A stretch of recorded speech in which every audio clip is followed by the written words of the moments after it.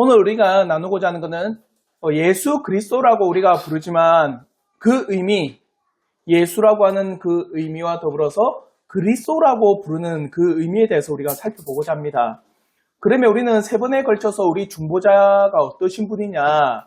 우리 중보자는 참 하나님이십니다. 그와 더불어 우리의 중보자는 참 사람이십니다. 그와 더불어 하나님과 사람이 각각 분리된 게 아니라 윗격 안에서 연합되어 있습니다. 이게 중보자 교리의 가장 큰 핵심이라고 했습니다. 그래서 예수께서 행하신 모든 일들이 그 윗격이 한 일로서 하나님께서 받으시고 또 역사하시고 은혜를 베푸시기에 합당한 사역이 된다라고 말씀을 드렸어요.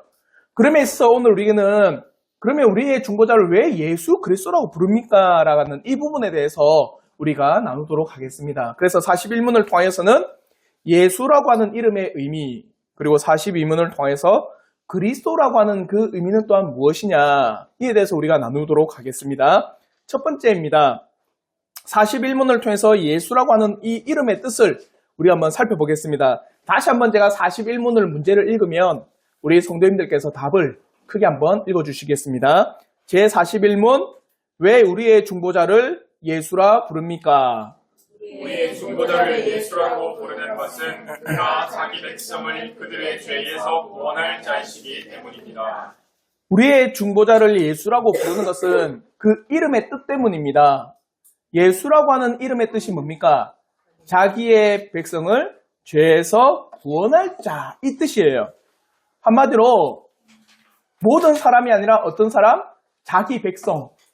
택하신 백성들을 구원하기 위해서 오신 자다.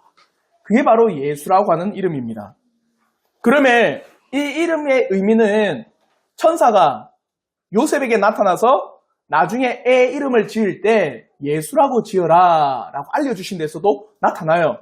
그게 마태복음 1장 20절부터 21절의 말씀입니다. 우리 한번 마태복음 1장 20절부터 21절 말씀 다 같이 한번 읽겠습니다. 시작. 이 일을 생각할 때에 주의 사자가 현몽하여 이르되 다윗의 자손 요셉아 내 아내 마리아 데려오기를 무서워하지 말라.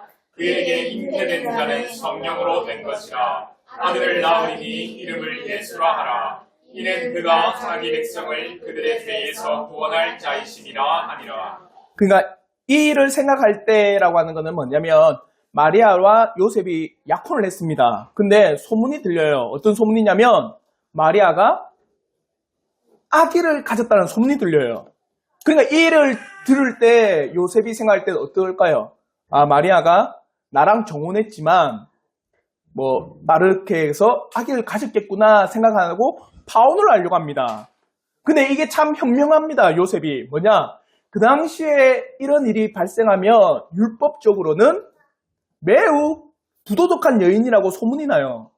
그러니까 요셉은 어떻게 합니까? 조용히 지금 마리아랑 정혼한 관계를 끊고자 하여 그래서 조용히 이 일을 처리하려고 하는데 그때 어떤 일이 발생하느냐?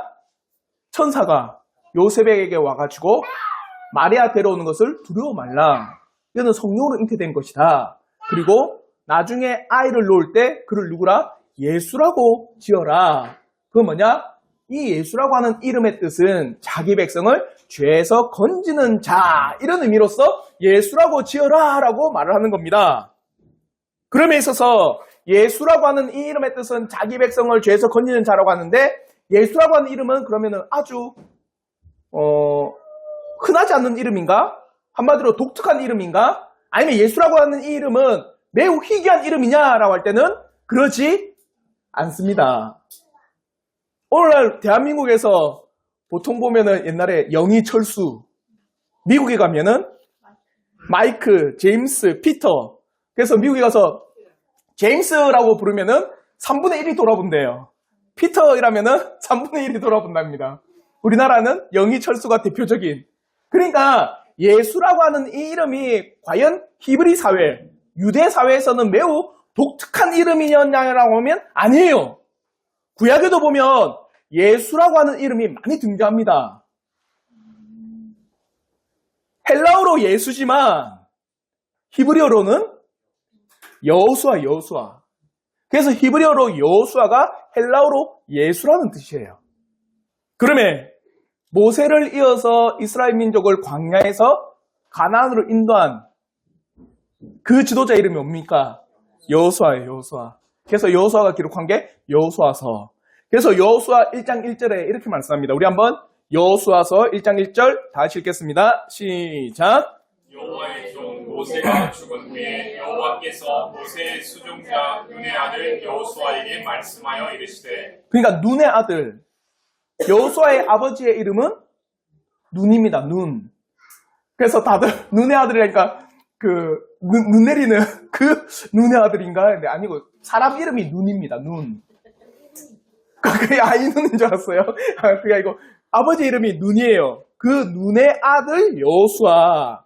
그가 이스라엘 민족 모세를 대신하여 지도자로서 이스라엘 민족을 가나안에서 인도한 거예요. 그와 더불어 사무엘상 6장 14절에도 여호수아가 등장합니다. 우리 한번 사무엘상 6장 14절 말씀 다 같이 읽겠습니다. 시작. 수레가 베세메스 사람 여호수아의 밭 큰 돌 있는 곳에 이르러 선지라.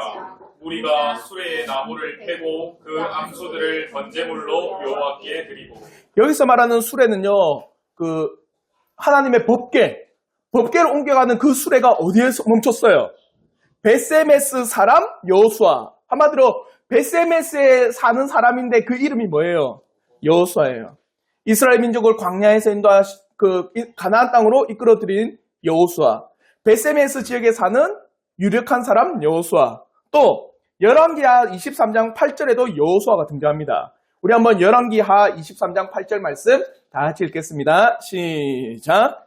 또 유다 각 성읍에서 모든 제사장을 불러오고 또 제사장이 분양하던 산당을 게바에서부터 브엘세바까지 더럽게 하고 또 성문의 산당들을 헐어버렸으니 이 산당들은 그 성읍의 지도자 여호수아의 대문업이 곧 성문 왼쪽에 있었더라. 그 성읍의 지도자 이름이 뭡니까? 여호수아. 한마디로 이스라엘 민족, 유대 민족에게 여호수아라고 하는 이름은 흔한 이름입니다. 그와 더불어서 이 여호수아라는 이름이 바뀌어서 예수아라는 이름도 있어요. 그게 뭐냐? 에스라 4장 3절인데 이것도 똑같습니다. 여호수아, 예수아, 그게 헬라어로 어떤 이름이라? 예수다 이거예요. 그래서 에스라 4장 3절에는 스룹바벨과 예수아와 기타 이스라엘 족장들이 이르되, 그러니까 예수라고 하는 이 이름은 이스라엘 사회 가운데서는 흔한 이름이었고 자주 불려지는 이름이었고 그와 더불어서 쉽게 접할 수 있는 이름이라는 거예요. 아시겠죠? 그러니까 오늘날 보십시오. 다큐멘터리나 영화를 보면 혹시 이런 거 들어보신 적 있습니까? 예수께서 자녀를 놓고 무병장수하다가 몰래 죽었더라. 예수의 무덤을 발견했다더라. 들어보셨어요?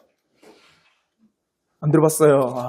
다큐멘터리 많이 나오는데 내셔널 지오그래피에서 예수의 무덤을 발견했다. 보니까 무덤 이름에 예수라는 이름이 있어요. 봐라. 예수는 부활하지 않고 죽고 무덤까지 있다. 그걸 어떻게 이해됩니까? 그만큼 예수라고 하는 이름이 흔한 이름이었어요. 그러니까 그 사람이 구원자 예수를 말하는 게 아니라 어느 지역에 사는 예수일 수도 있고 아니면은 그 구원자 예수를 뜻하는 게 아니라 흔한 이름, 그 지역 사회 가운데 살았던 예수라는 이름이 있어요. 그러니까 예수님을 부를 때 또한 어떻게 부르는지 아세요? 그 지역에서 태어난 그 지역을 딱 붙여서 이런 예수다라고 합니다. 뭐라 합니까? 예수님을 다르게. 그렇죠. 나사렛 예수라. 그건 뭡니까? 이 예수는 나사렛 출신이다. 그래서 나사렛 예수다라면서 유대인들은 이름이 흔하니까 그 어떤 지역의 사람인지를 지역을 붙여서 이름을 또 붙입니다. 그러니까 요한복음 18장 7절에도 이렇게 말합니다. 우리 한번 요한복음 18장 7절 말씀 다 같이 읽겠습니다. 시작. 이에 다시 누구를 찾느냐고 물으신데 그들이 말하되 나사렛 예수라 하거늘. 그러니까 이게 누군지를 구별하기 위해서 그 지역을 붙이기도 하고 누구의 아들이라 붙이기도 하고 요셉의 자녀 예수가 아니냐라고 이야기하는 건 목수의 아들 예수가 아니냐 그리고 나사렛에서 무슨 선한 것이 나겠느냐 그럼 다 그 사람이 어느 지역의 사람이고 누구의 아들인지를 나타내는 그만큼 그 이름은 독특한 이름이 아니라 많이 불려지는 이름이었고 많이 등장하는 이름이었다라는 겁니다. 그러면 예수라고 하는 그 이름 자체의 중요성보다는 뭐가 더 중요합니까? 뜻! 그가 행하신 일들이 더 중요하다는 거예요. 예수라고 불리는 자기 백성들을 죄에서 구원할 자라는 이 뜻. 예수는 바로 이러한 일을 하기 위해서 이 땅에 오셨다. 그러므로 우리가 예수께서 택하신 백성들을 구원하기 위해서 이 땅에 오신 분으로 우리는 예수를 봐야 된다는 겁니다. 아시겠죠? 그러면 중요한 게 있습니다. 단순히 예수라고 하는 이 이름이 이 땅에 육신적인 복과 성공, 건강과 부귀, 명예와 지위를 위해 오셨다 하면 예수를 바로 보는 걸까요? 예수를 단순하게 우리의 부귀 영화를 위한 하나의 축으로만 본다면 예수를 올바로 본 게 아니라는 거죠. 왜? 그 이름의 뜻은 자기 백성을 죄에서 구원할 자이기 때문에 우리는 그렇게 예수를 봐야 됩니다. 예수라고 하는 이름이 바로 이렇게 자기 백성을 죄에서 구원할 자라는 뜻이라고 한다면 우리는 예수를 그렇게 보는 것이 합당한 진리가 됩니다. 아시겠죠? 이 예수라고 하는 이름의 뜻이 이렇다면 이제 두 번째, 그러면 그리스도는 뭐냐? 그는 뭘까요? 그리스도라는 뜻은 기름 부음 받은 자. 그러면 예수 그리스도는 이름일까요? 아니겠죠. 예수라고 하는 이름은 뭐였습니까? 뜻이 자기 백성을 죄에서 구원할 자. 그러면 그걸 어떻게 행하셨느냐? 그리스도의 일을 하심으로 행하셨다, 이런 뜻이에요. 그리스도는 그러므로 직책과 관련된 일입니다.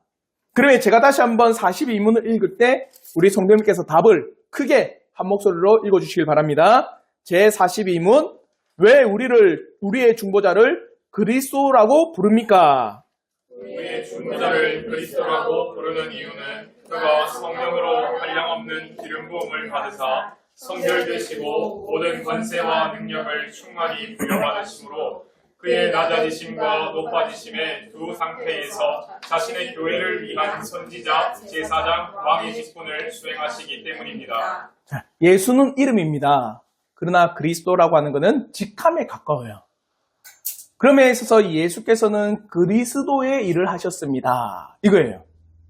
그리고 이 그리스도라고 하는 이 이름도 히브리어로는 어떤 뜻인 줄 아십니까? 메시아.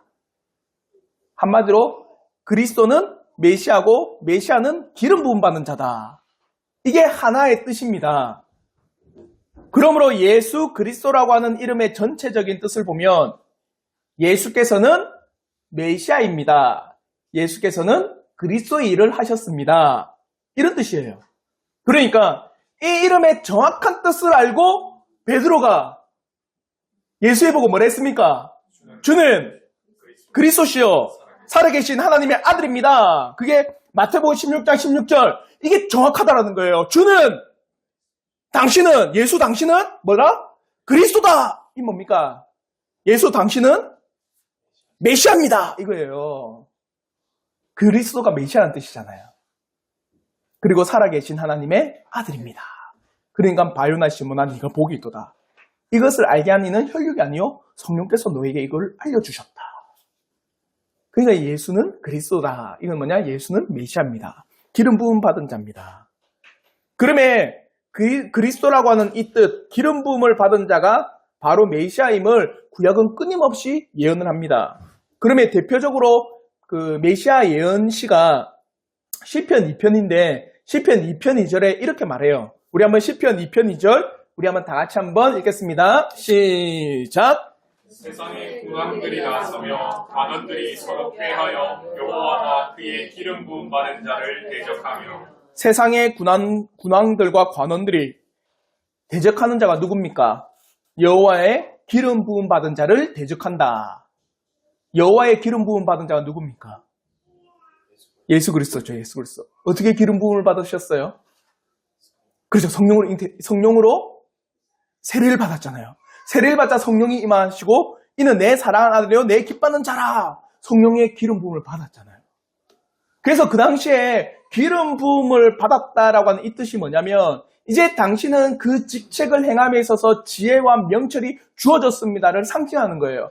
그래서 기름 부음 받은 세 직종이 있잖아요. 뭡니까? 왕, 선지자, 제사장. 그래서 당신이 선지자의 직을 할 수 있도록, 왕의 직을 감당할 수 있도록, 그리고 제사장의 직분을 감당할 수 있도록 기름 부음을 줌으로 인해서 당신이 그런 지혜와 명철이 넘쳐나기를 원합니다라고 상징하는 거예요. 예수께서도 그의 공생에 하기에 앞서서 성령으로 세례를 받고 그로 말미암아 성령의 충만함을 입고 어떻게 해요? 공생의 모든 그리스도의 직분을 충실히 감당한 겁니다. 그래서 마태복음 3장 16절에 예수께서 세례 받으신 장면이죠. 우리 한번 마태복음 3장 16절 말씀 다 같이 한번 읽겠습니다. 시작. 예수께서 세례를 받으시고 곧 물에서 올라오실새 하늘이 열리고 하나님의 성령이 비둘기같이 내려 자기 위에 임하심을 보시더니. 그러니까 그리스도라고 하는 것은 성령으로 한량없이 기름을 부음 받았어요. 그런 말미암아 모든 권세와 능력이 출중하여서 어떤 일을 그리스도 메시아의 일을 하셨습니다. 그래서 그를 그리스도라고 부릅니다. 근데 그 그리스도 메시아의 일을 어떻게 하셨습니까? 그의 낮아지심 가운데 행하셨습니다. 그의 높아지심 가운데 행하셨습니다. 라고 못 박는 겁니다. 낮아지심과 높아지심 아시죠? 그리스도의 낮아지심과 높아지심. 그리스도의 낮아지심은 뭡니까? 성육신, 이 땅에서 고난당하심, 십자가 지심, 죽으심, 그리고 지옥에 내려가심.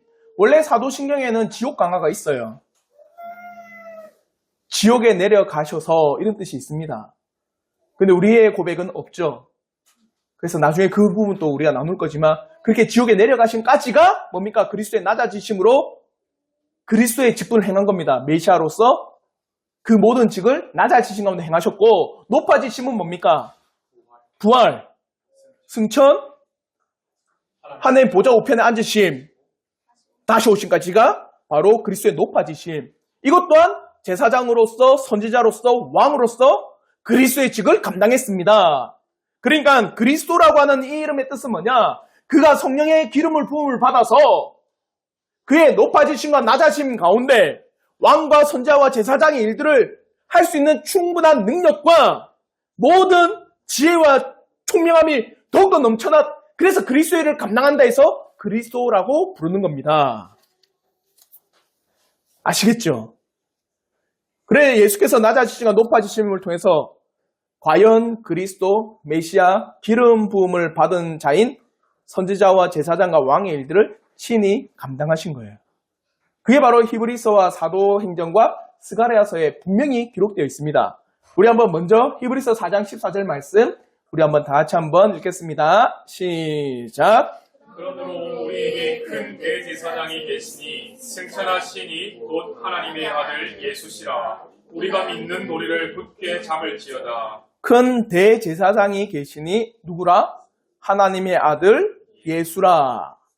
그와 더불어 사도행전 3장 20절부터 22절에는 이렇게 이야기합니다. 우리 한번 다 같이 한번 읽겠습니다. 시작. 또 주께서 너희를 위하여 예정하신 그리스도 곧 예수를 보내시리니 하나님이 영원 전부터 거룩한 선지자들의 입을 통하여 말씀하신 바 만물을 회복하실 때까지는 하늘이 마땅히 그를 받아두리라. 모세가 말하되 주 하나님이 너희를 위하여 너희 형제 가운데서 나 같은 선지자 하나를 세울 것이니 너희가 무엇이든지 그의 모든 말을 들을 것이라. 나 같은 누구를 세웁니까? 선지자. 그래서 히브리서에서는 큰 대제사장의 일을 하셨고, 그리고 사도행전에서는 선지자 하나를 세우셨고, 또 주님께서 예루살렘 입성할 때 뭐 타고 입성하시죠? 나귀 새끼를 타고 입성하시잖아요. 그것 또한 스가랴 9장 9절에 그대로 예언되어 있습니다.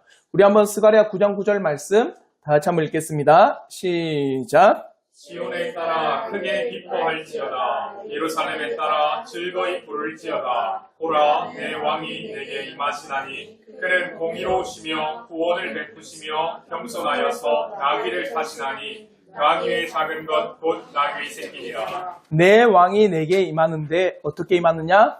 나귀 새끼를 타고 너희에게 오실 것이다. 그러니까 예수께서 예루살렘에 입성하는 그 순간을 보면은 어떤 말씀이 떠올라야 됩니까? 이 말씀이 떠올라야 돼요. 스가랴 9장 9절에서 말씀하신 우리의 왕이신 예수께서 오셨다. 그래서 온 백성 그 예루살렘에 있는 사람들이 다 소리 높여 뭐라고 외칩니까? 호산나 다윗의 장 예수여 우리에게 오시옵소서. 그래서 호산나 호산나 외치며 왕을 맞아들이는 거예요.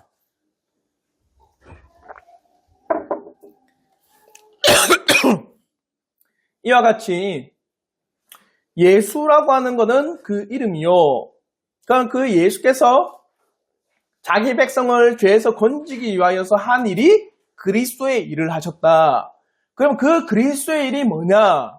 왕으로서, 선지자로서, 제사장으로서의 그 기름 부음 받은 일을 행하셨습니다. 그래서 통칭적으로 예수 그리스도, 예수는 메시아입니다. 예수는 그리스도의 일을 하셨습니다. 예수는 기름 부음 받은 이 일들을 진행하셔서 우리에게 메시아로서 나타내 보이셨습니다. 이런 의미예요. 그러니까 예수 그리스도가 전체 이름이 아니라 예수는 이름이고 그리스도는 직함이에요. 직함. 이걸 아시고 예수 그리스도라고 부르셔야 됩니다. 이제 이 교리의 강론을 한번 정리해 보겠습니다. 예수라고 하는 것은 이름입니다. 그리고 이 이름의 뜻은 택하신 백성들을 죄에서 구원할 자라고 하는 뜻입니다. 그리고 구약에서도 동일한 의미로 사용된 이름들이 있고 헬라어로 바뀐 게 예수고 히브리어는 여호수아, 예수아라고 하는 이름이 바로 헬라어로 예수라고 하는 이름입니다. 그러니까 수많은 TV나 수많은 다큐멘터리에서 예수의 무덤을 발견했다. 예수께서 자녀를 놓고 이 땅에서 잘 살다가 그렇게 죽음을 맞이했다. 그렇게 수많은 고고학적 발견들을 했다고 하는 거 다 진짜일까요? 가짜일까요? 예수라고 하는 이름은 진짜겠죠. 근데 그가 메시아는 아닌 일반적으로 흔한 이름의 사람이다. 그렇게 아셔야 됩니다. 그와 더불어서 이제 그분이 이제 자기 백성을 죄에서 구원하기 위해서 기름 부음을 받은 자의 일을 하셨습니다. 메시아의 일을 하신 겁니다. 그리스도의 일을 하신 것이고 그리고 기름 부음을 받은 자라고 하는 것은 구약에서 왕, 선지자, 제사장의 직분을 구별하여 지혜와 능력의 상징으로 기름을 부었습니다. 그와 더불어서 우리 주 예수 그리스도께서도 그 예수의 일을 하기 위해서 세례를 받으시사 성령의 충만함을 임하시고 그 기름 부음 받은 가운데서 그 그리스도의 직분을 감당하신 것입니다.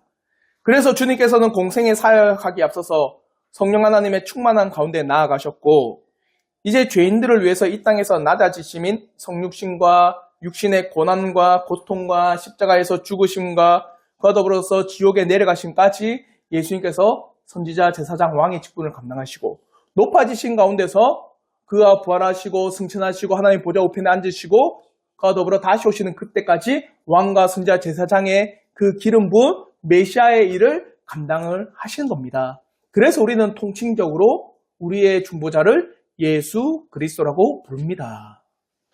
그러니까 누군가가 여러분에게 물어보시면은 예수 그리스도가 무슨 뜻입니까? 라고 한다면 예수를 믿는다면 이 정도는 아셔야 돼요. 예수는 이름이라는 거고 그리스도는 직함인 거고 기름 부음 받은 거고 그와 더불어서 그 수많은 왕과 선지자 제사장의 직분을 낮아지신과 높아지신 가운데 행하셨습니다. 그리고 또 여러분에게 아마 관계하다가 보면은 야 봐라 예수가 살아생전에 있었다는 거 아니냐 그런 다큐멘터리를 엉뚱한 걸 들고 오면 그래 그 당시에 예수라는 이름이 얼마나 많은 줄 아냐 우리나라 영희철수와 같이 미국의 제임스 피터와 같이 그 당시에 히브리 사회에서는 예수라는 이름도 흔한 이름이었다. 그냥 그가 다 하나님의 아들로서 온 것은 아니다. 그래서 그런 사람들의 무덤이 발견된 거지 메시아로서의 예수의 무덤은 발견되지 않았다. 그렇게 설명을 하고 그들의 반박에 변증을 하시면 됩니다. 아시겠죠? 그래서 우리가 부르는 이 예수 그리스도라고 하는 것을 꼭 여러분은 이름과 직함 가운데 어떤 일을 하셨는지를 꼭 기억하셔야 돼요. 그래서 이제 다음에 이루어지는 게 뭡니까? 예수께서 그러면 그리스도, 이 기름 부음 받은 직을 무엇을 행하셨습니까? 그게 다음에 나와요. 그러니까 제사장, 선지자, 왕의 직을 행하셨습니다. 그러면 낮아지신 높아지신 가운데 행했댔잖아요. 그러니까 그 다음에 뭐가 나옵니까? 그럼 낮아지신 가운데는 어떻게 행하셨습니까? 그리고 그 다음에 높아지신 가운데는 어떻게 행하셨습니까? 이렇게 등장을 하는 겁니다. 아시겠죠? 그래서 꼭 예수 그리스도라는 이 이름을 분명히 아시고 우리의 고백 가운데 기도 가운데도 예수의 이름으로 기도하지만 그가 그 일을 하기 위해서 그리스도의 직을 감당했다는 것을 꼭 기억하시고 나가시는 우리 성도들 되길 주님의 이름으로 축원합니다. 아멘.